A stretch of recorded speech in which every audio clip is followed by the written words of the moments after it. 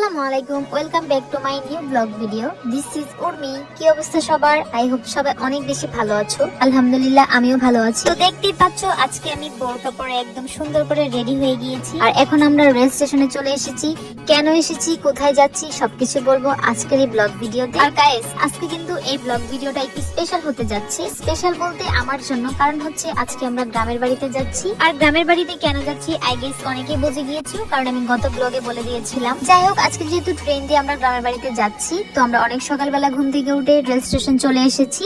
আর আমি তো ঘুম থেকে সকালবেলা একদমই উঠতে পারি না, তারপরেও আমি ঘুম থেকে উঠতে একটু লেট হয়ে গিয়েছিল। সবার লাস্টে আমি একদম ঘুম থেকে উঠেছিলাম, যার কারণে আমি সকালে ব্রেকফাস্ট করতে পারিনি বাসায়। আর যেহেতু ট্রেন আসতে একটু লেট হচ্ছিল, সেই জন্য আমি এখানে বসে বসে একটু ব্রেড আর একটু কফি খাচ্ছিলাম। আর আজকের ওয়েদারটা এত বেশি সুন্দর, সকাল সকাল ঠান্ডা ঠান্ডা লাগছিল, অনেক বেশি ভালো লাগছিল। আর আজকের এই বিশেষ দিনে সৌরভ আমাদের সাথে যেতে পারছে না, যার জন্য একটু মন খারাপ ছিল, বাট তারপরে অনেক ভালো লাগছিল যে গ্রামের বাড়ি যাচ্ছি, সবাই ওইখানে আছে, অনেক বেশি ভালো লাগবে এটা ভেবে। আর এদিকে এই অসহায় বাচ্চাটাকে দেখে আমার অনেক বেশি খারাপ লাগছিল, কত সুন্দর করে ঘুমাচ্ছে একদম গভীর ভাবে। যাই হোক, এদিকে আকাশটা দেখে অনেক বেশি সুন্দর লাগছে।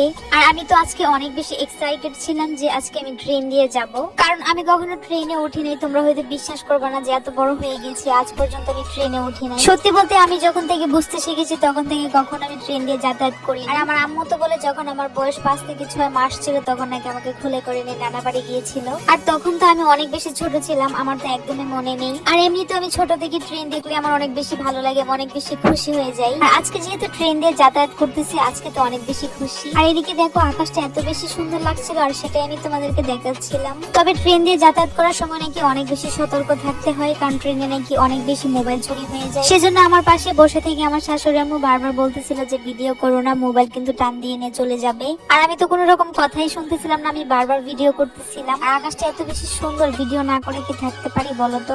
আর তোমাদের সাথে শেয়ার করতে হবে যে এত সুন্দর ভিউ তোমাদেরকে যেন দেখাতে পারি, সেজন্য আমি বারবার ভিডিও করতেছিলাম। আর ট্রেন থেকে মোবাইল চুরি হয়ে যায় এরকম ভিডিও আমি রিসেন্ট অনেক দেখেছি ফেসবুকে, তারপরেও আমি একটু ভয় পাচ্ছিলাম না। আর ভিডিও করার সময় আমি বারবার ভাবতেছিলাম যে সৌরভ যদি আমার সাথে থাকতো তাহলে আমি একদমই ভিডিও করতে পারতাম না, কারণ ও আমাকে কোনো রকম ভিডিও করতে দিতই না। যাই হোক, এদিকে কথা বলতে বলতে গরিপুর স্টেশনে চলে এসেছি। আর এখান থেকে আমরা এখন অটো রিক্সা নিয়ে আমাদের বাড়ির সামনে চলে যাব। আর এখানে এত বেশি রোদ ছিল যে আমি একদম তাকাতেই পারতেছিলাম না, তারপর আমি ভিডিও করতেছিলাম। আকাশটা দেখো এত বেশি সুন্দর। অনেকে তো আবার মনে করে ব্লগ ভিডিও করা অনেক বেশি ইজি, এটা আমি নিজেও আগে ভাবতাম, বাট এখন যেহেতু করতেছি এখন বুঝতে পারতেছি ব্লগ ভিডিও করা এত সহজ না ভাই। যাই হোক, এখানে আমরা বাড়িতে চলে এসেছি। আর দেখো আমি বাড়িতে এসে সাজুগুজু করা শুরু করে দিয়েছি, কারণ হচ্ছে খুব সকালবেলা ঘুম থেকে উঠে রওনা করে দিতে হয়েছিল, সেজন্য কোনো রকম সাজুগুজু করতে পারিনি। আর বাড়িতে আসছি, একটু সাজুগুজু করবো না, এটা কি হয় বলো তো? আর এই যে এটা হচ্ছে আমাদের ময়না পাখিটা, যাকে দেখার জন্য আমরা সবাই চলে এসেছি। আর ওর ছোট্ট ছোট্ট হাত দুটো দেখো কত কিউট, মাশাআল্লাহ, সবাই মাশাআল্লাহ বলতে ভুলবা না। আর এই যে এটা হচ্ছে আমার একটা কিউট ননদিনী, ও তো অনেক বেশি কিউট মাশাআল্লাহ। আর আমার এই ননদিনীর নাম হচ্ছে মন। তো আমি মনকে বলতেছিলাম যে মন চলো আমরা একটু ঘোরাফেরা করে আসি। আর এখন আমরা যাচ্ছি বাড়ির পেছনে, আর বাড়ির পেছন দিকটা অনেক বেশি সুন্দর। এখানে দেখো পেঁপে গাছে পেঁপে আসছে, আর অনেক রকমের ফল গাছ আছে বাড়ির পেছনে, যার কারণে ওই পাশটা আমার অনেক বেশি ভালো লাগে। আর বাড়ির পেছনে এত বেশি গাছ থাকার কারণে মনে হয় যে একদম জঙ্গল হয়ে গিয়েছে। তবে এখানে প্রত্যেকটা গাছে ফলের গাছ, আর ফলের গাছ থাকা ভালো, এটা আমার অনেক বেশি ভালো লাগে। আর এখানে যতগুলো আশেপাশে জমি দেখতে পাচ্ছ, আমার শ্বশুর আব্বুর আর চাচা শ্বশুর ওনাদের সবার। আর বাড়ির পাশে জমি জমা থাকার কারণে আরো বেশি সুন্দর লাগছে দেখতে। আর বিশেষ করে যে জায়গাতে অনেক বেশি গাছপালা থাকে ওই জায়গাগুলো আমার অনেক বেশি ভালো লাগে। তো এখানে অনেকক্ষণ সময় কাটানোর পরে আমার কিউট ননদিনী আর আমি দুজনে মিলে অনেক পিকচার উঠাই এবং ভিডিও করি, আর অনেক বেশি ভালো লাগছিল, কারণ হচ্ছে ওয়েদারটা অনেক বেশি সুন্দর লাগছিল। এতক্ষণ তো তোমাদেরকে বাড়ির পেছনের দিকটা দেখালাম, এখন আমরা চলে এসেছি বাড়ির সামনের দিকে। আর বাড়ির সামনের দিকটা অনেক বেশি সুন্দর। আর এখানে মাশাআল্লাহ দেখো গাছে কত পেঁপে আসছে, ছোট একটা গাছ কিন্তু পেঁপে আসছে হিউজ পরিমাণ। যাই হোক, সবাই মাশাআল্লাহ বলে দিও। আর এদিকে আকাশটা দেখো এত বেশি সুন্দর লাগছিল, কিন্তু অনেক বেশি রোদ ছিল। রোদ থাকার কারণে আমি আর আমার কিউট ননদিনী দুজনে একদম পুরো ছাই হয়ে যাচ্ছিলাম। তারপরে আমরা ভিডিও করা বন্ধ করতেছিলাম না, কারণ এত সুন্দর ভিউ দেখলে কি কেউ ভিডিও না করে থাকতে পারে বলো তো? আর এদিকে তো অনেক বেশি লেবু আসছে লেবু গাছে, আর আমি এগুলো ভিডিও করতেছিলাম। আর গাছের লেবু কিন্তু অনেক বেশি ভালো লাগে, আর এই লেবুগুলোর স্মেলটা অনেক বেশি সুন্দর ছিল, আমার স্মেলটা নিতে অনেক বেশি ভালো লাগছিল। আর এখানে অনেক বেশি ফুল আসছে, এই ফুলগুলা থেকে আরো অনেক অনেক লেবু আসবে গাছে। যাই হোক মাশাআল্লাহ। আর এদিকে দেখো, এদিকে এত বড় একটা কলার কাঁদি হয়ে আছে, তবে কলাগুলো এখনো পাকে নাই, তবে পেকে যাবে মেবি। সত্যি বলতে গ্রামের বাড়িতে আসলে পুকুর থাকবে, টিনের ঘর, মাটির ঘর, তারপর গাছ গাছালি, এগুলা না থাকলে আসলে গ্রাম গ্রাম ফিল হয় না। তো আমাদের এখানে মাশাআল্লাহ সবকিছুই আছে। আর বাড়ির সামনের দিকটা তো একদম খোলামেলা রাস্তার সাথে, আবার রাস্তার ওই পাশে পুকুর আছে, খোলামেলা পরিবেশ, এই জন্য মূলত আমার গ্রামে অনেক বেশি ভালো লাগে। আর গাইস, আমি কিন্তু আসার পর থেকে শুধু ঘুরতেছি, রোদে পুড়ে ছারকার হয়ে যাচ্ছে, তারপরে আমার ঘোরা শেষ হচ্ছে না।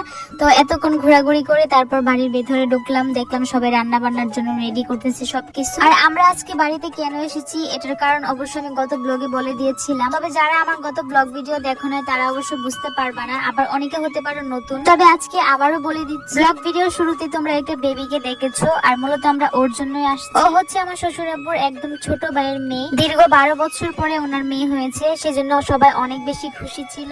আর আজকে যেহেতু বাবুকে ঘর থেকে বের করা হবে, সেজন্য একটা ছোট্ট করে আয়োজন করেছিল, আর সে উপলক্ষে বাড়িতে সবার আসা। যাই হোক, এখানে দেখো বাবুর ছেলে রান্নার কাজ শুরু করে দিয়েছে, আর এদিকে আমার তো কোনো কাজ নেই, বেকার বেকার বসে আছি। আর এখানে দেখো স্পেশাল একটা ভর্তা করেছে আমার মেজু চাচি, বেশি করে শুকনা মরিচ আর বেশি করে চাপা শুটকি দিয়ে ভর্তাটা করেছে। এটা দেখে তো আমার লোভ একদম সামলাতে পারিনি। ভর্তাটা দেখে মনে হচ্ছিল অনেক বেশি ঝাল হবে, বাট আমি তো ভর্তা অনেক বেশি পছন্দ করি, সেজন্য আর কোনোভাবে লোভ সামলাতে পারলাম না, ভর্তা দিয়ে খেতে বসে গিয়েছি। বাট এত বেশি ঝাল হয়েছে, শেষ পর্যন্ত আমি ভাতগুলা খেতে পারিনি, পরে ছোট মাছ দিয়ে অল্প করে খেয়ে নিয়েছিলাম। তবে সত্যি বলতে ভর্তার টেস্টটা কিন্তু অন্যরকম ছিল, অনেক বেশি মজা ছিল, ঝালটা একটু কম হলে আরো বেশি বেটার হতো। আর এদিকে তো সবাই রান্না বান্নার কাজ নিয়ে অনেক বেশি ব্যস্ত, আরেক পাশে ফুপু শাশুড়িরা বসে অনেক বেশি মজা করতেছিল, হাসাহাসি করতেছিল, আর এগুলো আমি বসে বসে চুপ করে দেখতেছিলাম শুধু। এই পেয়ারাগুলো আমার আরেক চাচি নিয়ে এসেছিল বাড়ি থেকে আসার সময়, ওনার গাছের পেয়ারা এগুলা। ভিডিও শুরুতে তোমরা দেখেছিলে আমি যাকে নিয়ে ঘুরতেছিলাম, আমার ননদিনী, তো ওর আম্মুই মূলত এই পেয়ারাগুলো নিয়ে এসেছে।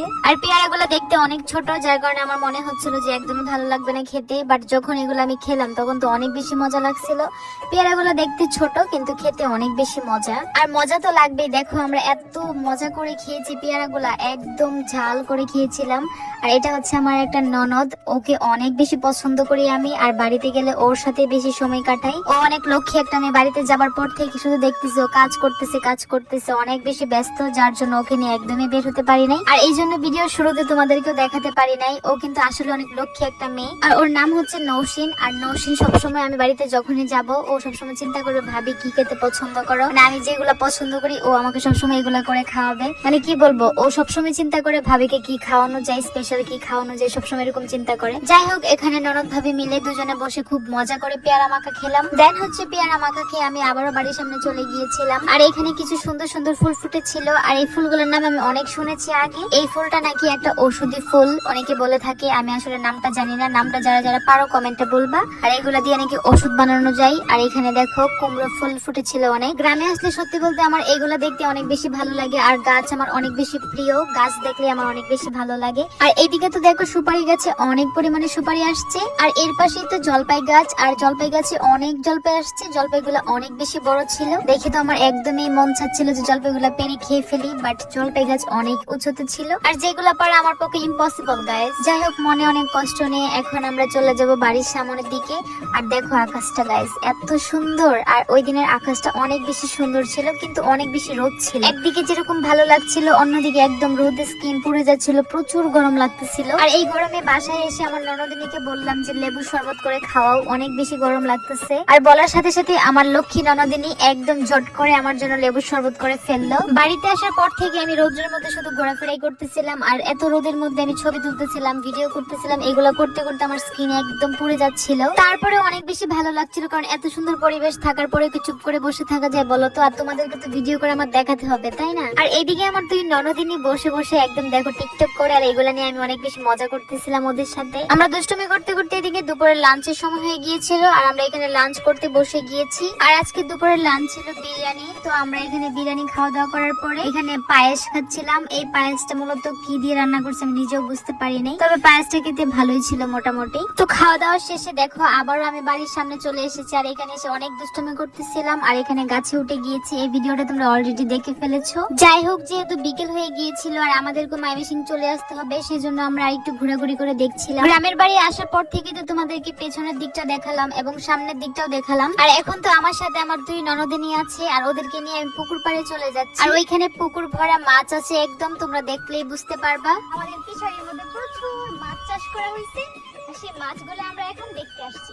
এত বেশি সুন্দর লাগতেছে, দেখো দেখো দেখো মাছ।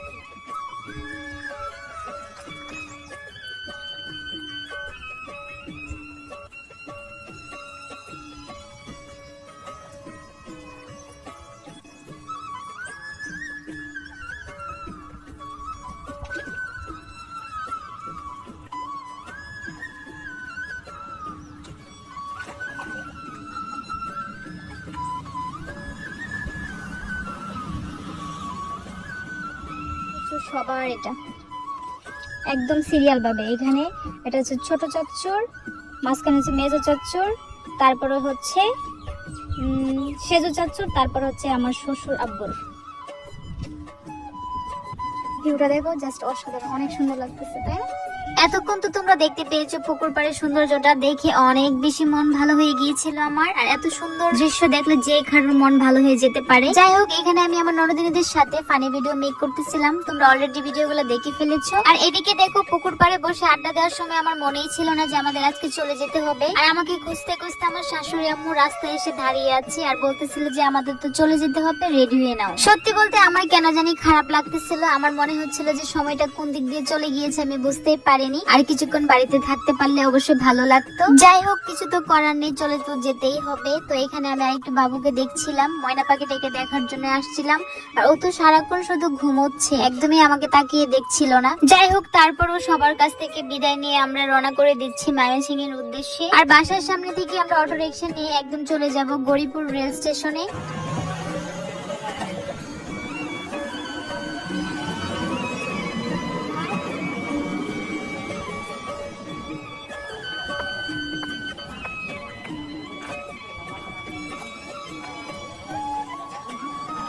গৌরীপুর স্টেশনে আসার পরে এই ছাগলটা আমার চোখে পড়ে। আর এই ছাগলটা মূলত প্রেগনেন্ট। ছাগলটা প্রেগনেন্ট থাকার কারণে একদম হাঁটতে পারছিল না, আর দেখে আমার অনেক বেশি খারাপ লাগছিল। আসলে সত্যি বলতে মা হতে গেলে, পশু হোক বা মানুষই হোক, মা হতে গেলে এত সহজ না, অনেক বেশি কষ্ট করা লাগে। যাই হোক, আমরা ট্রেনের অপেক্ষা করছিলাম আর বলতে বলতে ট্রেন চলে এসেছে।